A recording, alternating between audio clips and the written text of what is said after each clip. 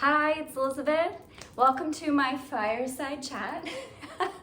Today I want to talk about the modern uses for crystals because I know people love to dunk on crystals.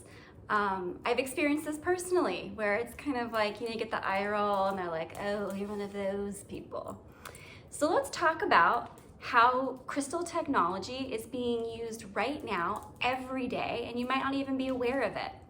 I'm gonna first go over some of the list of things that use crystal technology, and then the second part I will go into the science of it so that you understand really how crystals are being used today, and you're able to kind of, let people know that crystals are powerful and this is how they work. So common things that use crystal technology are computer chips. Yep, so those are cell phones, those are computers, those are washing machines. A lot of washing machines these days have computer chips in them. So really, the list that uses computer chips is extremely long. Other common things, clocks, anything that does a sonar, so ultrasound, so some of those medical devices are using this technology as well.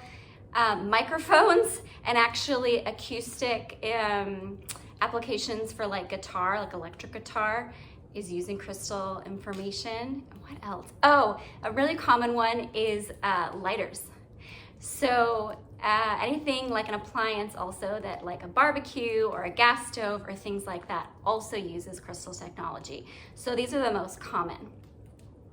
So let's start with computer chips, right? Because you're probably really interested in that. So computer chips are single crystal silicon, right? It's called Silicon Valley for a reason.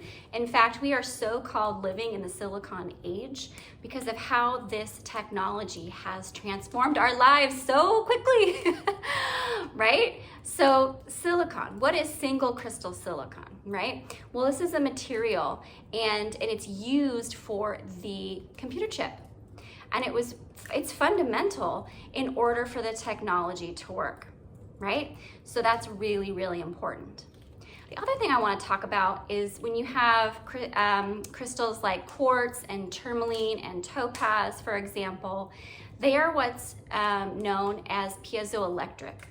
So what does that mean? Well, when you put pressure on let's say a quartz crystal, for example, so you strike it, you compress it, it is going to emit an electrical charge, which is cool. What's interesting is that it also works in reverse, and this is how the technology works, so that energy can flow both ways. So when I say it can be used in reverse, what does that mean? Well, it also means if you put an electrical charge into a crystal, what it's going to do is going to process that, right? And it's going to take that electrical energy and it's going to convert it into mechanical energy, which means that the output is going to be at a certain like vibrational pattern that goes out, which is why clocks use quartz technology today. Wristwatches, clocks on the wall. That is what is happening. That is what is making the mechanism work, which I think is so important to know. I mentioned lighters, so that anytime you push down or try to ignite, what's creating the spark is that crystal, is that pressure that's emitting that spark, and then of course the gas comes through and it goes up, right? So those are ways that this technology is used today, and it is so important.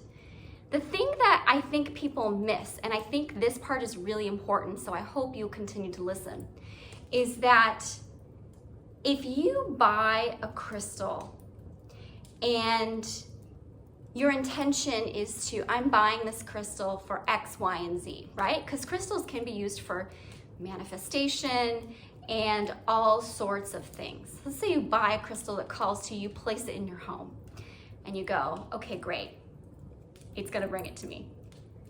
That isn't how it works. It's very similar when we take a look at how like silicone works, for example. This is a brilliant technology that has completely changed our lives, but the technology or the program has to be applied to the material, to the crystal, right? So when you are using crystals for manifestation, it's really important that you understand how to do the process properly and that you enact that program. So that's where the disconnect, I think, is for a lot of people, where they don't realize that there is actually a process in order to use this crystal technology. Because when I talked about crystals being piezoelectric, so the energy flowing kind of both ways, right? That's how the information works. And once you understand that this is how crystals process energy, it just kind of clicks, right? You're like, oh, it's running the program for me.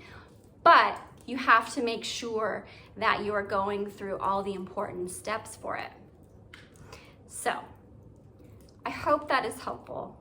I hope that answers any questions that you might have, and I hope that makes you think. We're in the age of silicone. So the technology that we have today, we're so blessed with.